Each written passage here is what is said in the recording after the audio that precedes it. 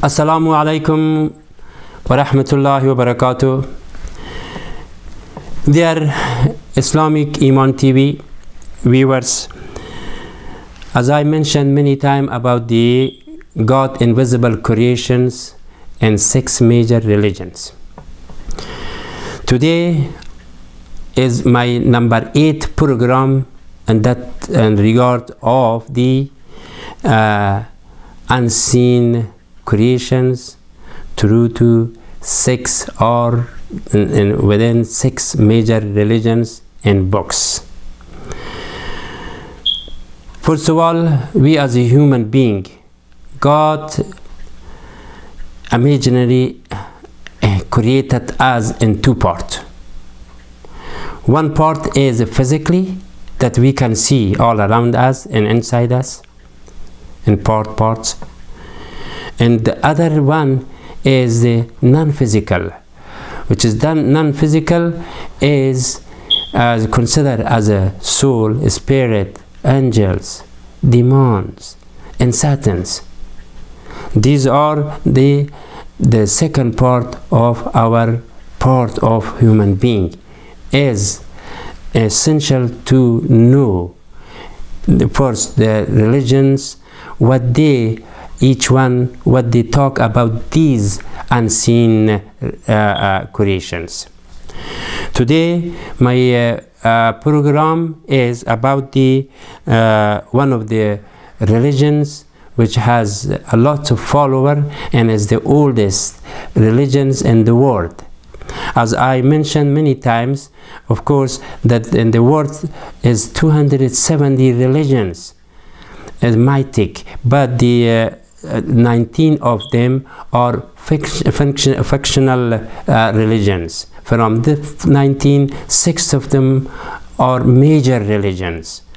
Even though from the 6 of them, 3 of them is holiest because they have Rasul and messengers or prophets.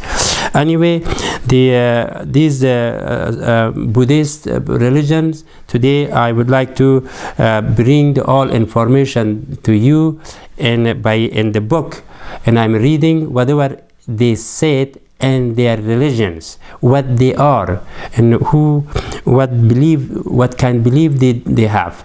So first, Buddha and Buddhism. Who is the Buddha? Buddhism, or the religion of the Buddha, has also related to the man of the prince of the royal family, who later on identified as a Buddha. His real name was Shakya Manu. The name of the Manu is referred to his birthplace, which is located in the country of Nepal at the 624 before Christ. He was the son of Mayadevi, queen, and Shaduna, king. His mother Mayadevi dreamed one night that a white elephant entered into her womb, and she conceived a baby.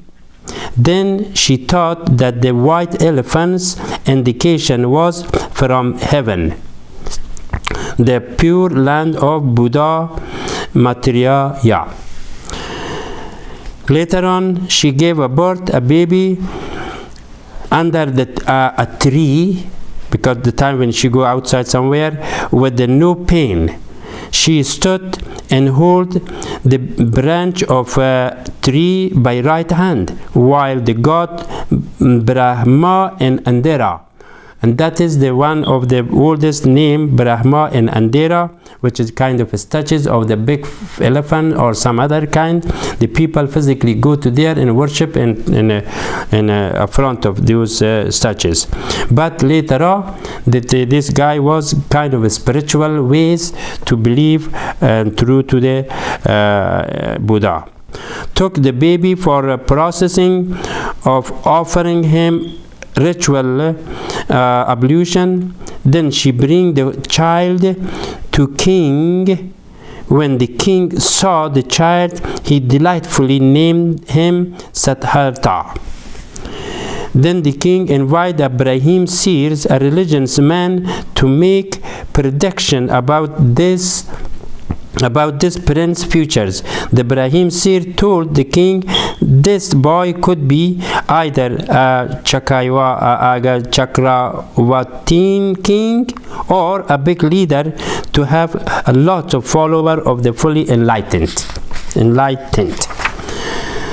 Buddha. However, since the time for the king passed entirely, so the time of the king passed, so the boy became a Buddha. As young prince, he grew up. He mastered all the traditional arts and sciences without needing any structures. He knew 64 different languages. He also was very skilled at mathematics. Once a time, he told his father that he could count all the atoms in the world and the time it takes to draw a single breath like this. He did so to please his father and to benefit others. At his father's request, he joined a school where, in addition to various academic subjects, he became skilled at the sport and martial art and archery. The prince would take every opportunity to convey a spiritual meaning and to encourage others to follow a spiritual path. At one time, when he was taking part in the archery contest, he declared, with the bow of meditation concentration, says, "I will fire the arrow of wisdom and kill the tigers of ignorance and living beings." He then released the arrows and flew straight through 5 iron tigers and 7 trees before disappearing into the earth. By witnessing demonstrations such as this, thousands of the people developed faith in the prince, into him. Sometimes Prince Siddhartha would go into the capital city of his father's kingdom to see how the people lived there. During this visit, he came into contact with many old people and sick people. And on one occasion, he saw skeleton. These face left a deep impressions in his mind and led him to realize that all living beings without exceptions have to experience the suffering of birth, sickness, aging, and death. He understood the law of reincarnations. Of course, the reincarnation is one of the Hindus or Buddhists believe that the soul, when it goes from the person, come back to the other creatures or other woman or man or anything. He also realized that the people of the city bad experience of suffering, not just one, but again and again in life after life without cessation. Without stopping, seeing how all living beings are trapping in this vicious circle of suffering. He considered very much about it. He left deep compassion for them, and he developed a sincere wish to free all of them from their suffering, realizing that only a full enlightened Buddha has the wisdom and the power to help all living beings in this way. he resolved to leave the kingdom palace and retire to the solitude of the forest, where he would engage in profound meditation until he attained enlightenment.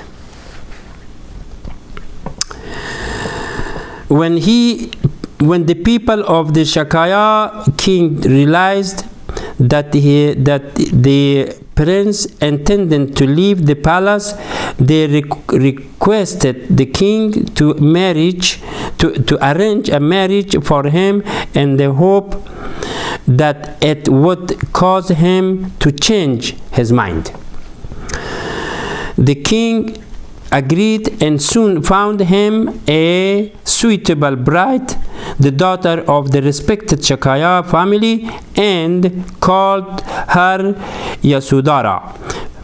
However, he did no desire to worldly pleasure, because he realized that objects of attachment are like poison to flowers, which initially appears to the attractive but eventually gives rise to great pain. His resolve to leave the palace and attain enlightenment remained unchanged, but to fulfill his father's wishes and to bring temporary benefit to the Shakya people, he agreed to marry Yasodhara.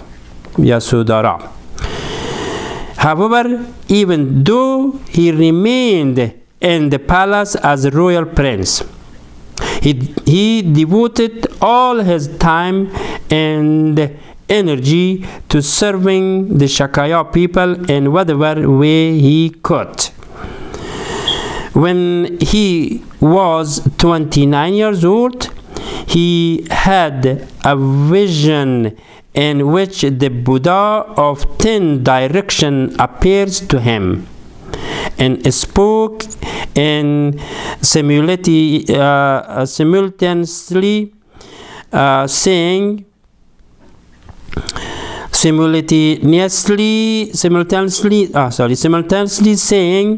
previously you resolved to become a conqueror Buddha so that you could help all living beings to trapped in the cycle of suffering. Now is the time for you to accomplish this. Then he went to his father and told the story and request his retirement peacefully to go to forest where I can engage in deep meditation and quickly attain full enlightenment. Siddhartha went to India, a place near called Bodh Gaya, where he found a suitable site for his meditations.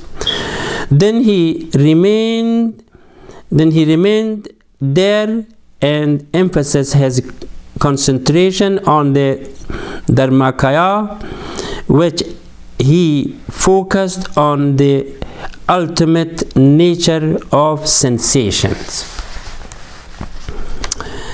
He realized a full enlightenment in the night of full moons, Bodh Gaya, after 6 years.